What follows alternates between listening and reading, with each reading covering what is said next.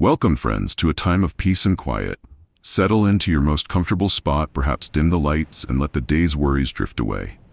Take a deep breath with me, a long, slow inhale, feeling your chest rise and your lungs fill with calm. And now, a gentle exhale, releasing any tension, any stress, any thoughts that might try to cling to you. Let's do that once more. A deep, peaceful breath in, and a slow, gentle breath out. Feel your body relax, your shoulders soften, and your mind begin to quiet. As you rest, open your heart to a story that has echoed through time, a story of faith, of courage, and of God's unwavering presence. Let its gentle rhythm lull you, its ancient wisdom soothe you, and its hopeful message prepare you for a night of peaceful rest. Tonight, we journey back to a time long, long ago, to the sun-drenched lands of ancient Israel, to a period of both great promise and profound challenges. Our story begins in the rolling hills of Bethlehem, a small town nestled among olive groves and fields of grain. It was here, in this humble place, that a young shepherd boy named David spent his days tending his father's sheep. David was not like other boys.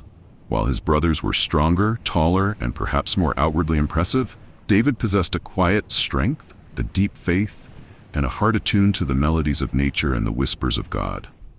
He spent countless hours alone with his flock, not only guarding them from predators, but also composing songs of praise to the Lord, playing his lyre, and simply communing with his Creator. The stars at night were his companions, and the silent fields his sanctuary. He learned patience, vigilance, and above all, an unwavering trust in God's provision. One day, an extraordinary event disrupted the tranquility of David's life.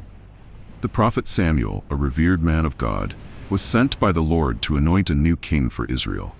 The current King Saul had displeased God with his disobedience, and a new leader was to be chosen from the house of Jesse, David's father. Jesse presented his elder sons to Samuel, each one strong and imposing, fitting the traditional image of a king.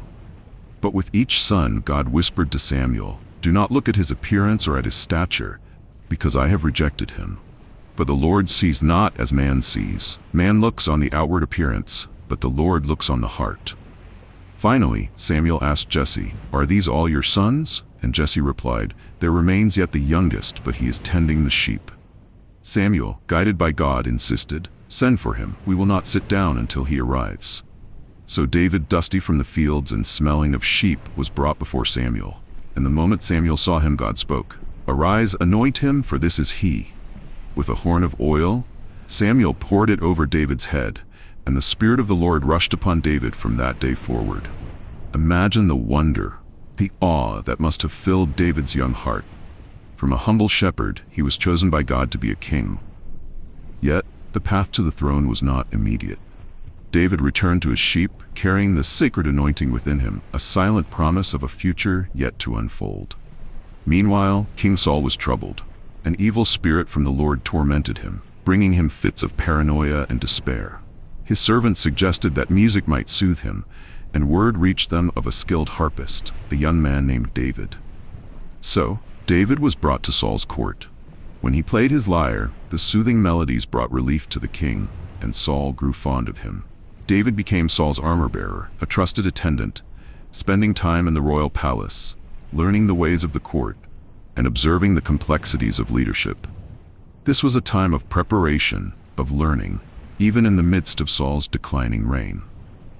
But the most famous chapter in David's early life, and one that truly cemented his place in Israel's history, was yet to come. The Philistines, a formidable enemy, had gathered their armies for battle against Israel. The two armies faced each other across a valley, a tense standoff. And then a champion emerged from the Philistine ranks, a giant of a man named Goliath, towering over everyone, clad in heavy bronze armor, carrying a massive spear, and defying the armies of Israel. For 40 days, Goliath stood in the valley, morning and evening, taunting the Israelites, daring anyone to face him in single combat. The Philistine challenge was simple. If an Israelite champion defeated Goliath, the Philistines would become their servants. But if Goliath won, Israel would serve the Philistines. Fear gripped the Israelite army. No one dared to face this fearsome giant. Even King Saul, a seasoned warrior, was paralyzed with dread. It was during this time that David, who had returned home to tend his sheep, was sent by his father Jesse to bring provisions to his brothers who were fighting in the army. When David arrived at the camp, he heard Goliath's defiant roars, his arrogant challenges echoing across the valley. He saw the fear in the eyes of the Israelite soldiers, and a righteous anger ignited within him. "Who is this uncircumcised Philistine," David exclaimed, "that he should defy the armies of the living God?" His eldest brother, Eliab, scoffed at him, reminding him of his humble shepherding duties. But David persisted, speaking to others about the giant's blasphemy. Word of his indignation reached King Saul. Saul summoned David. Looking at the young shepherd, so small and unproven, Saul was skeptical.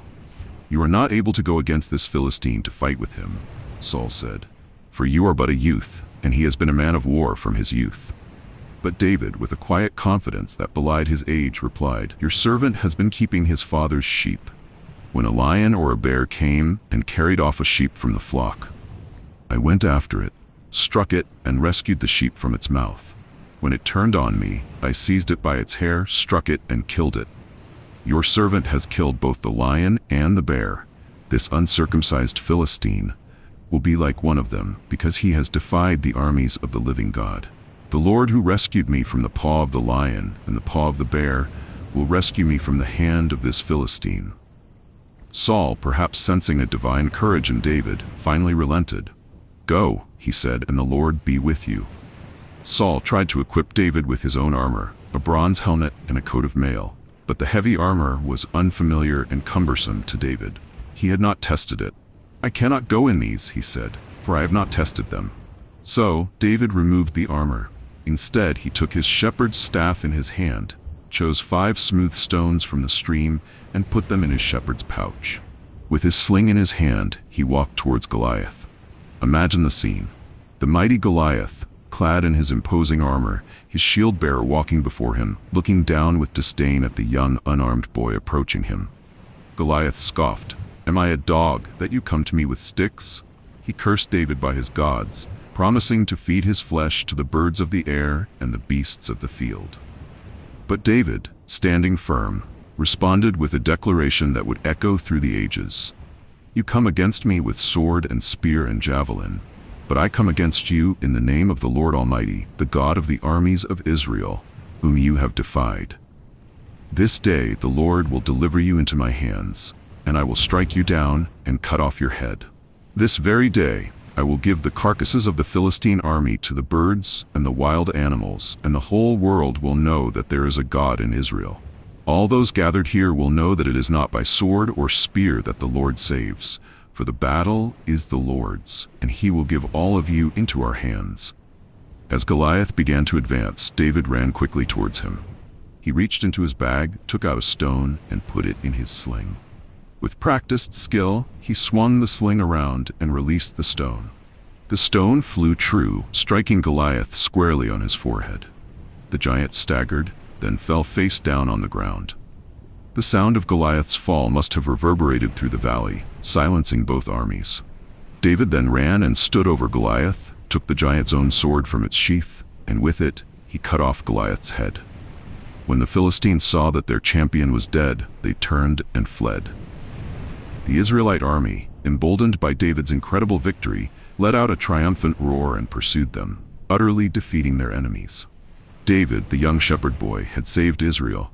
He returned to Jerusalem carrying Goliath's head, a symbol of God's power working through an unlikely hero.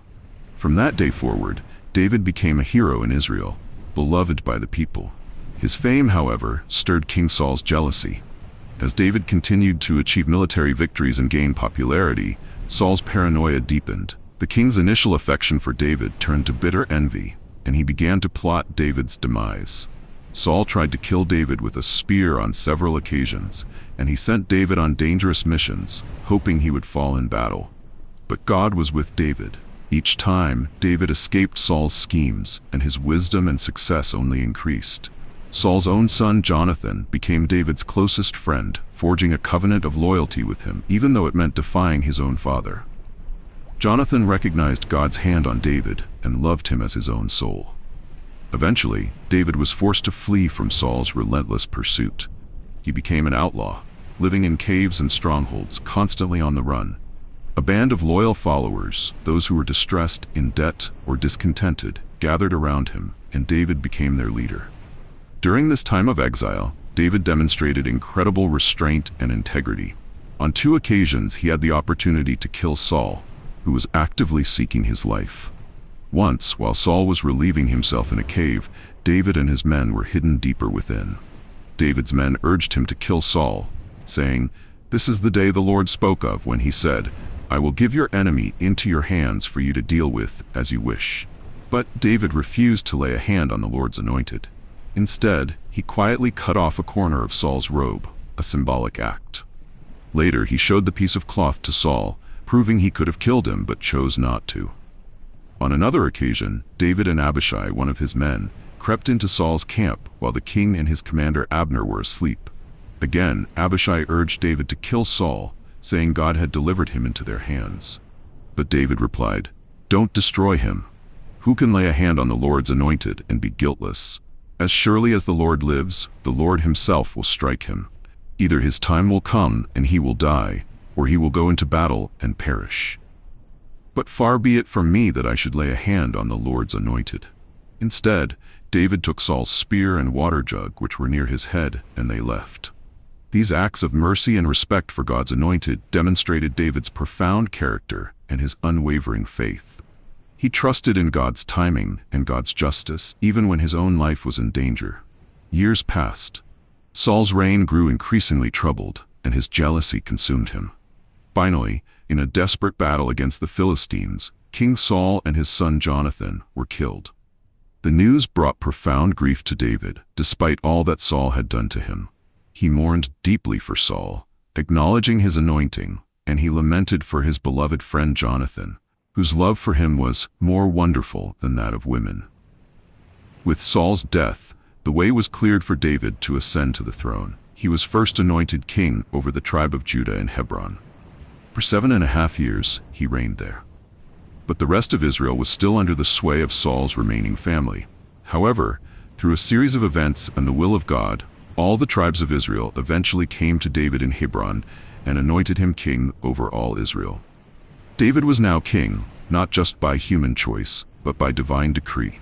His first major act was to conquer Jerusalem, a formidable Jebusite stronghold. He captured the city, later renaming it the City of David, and made it his capital.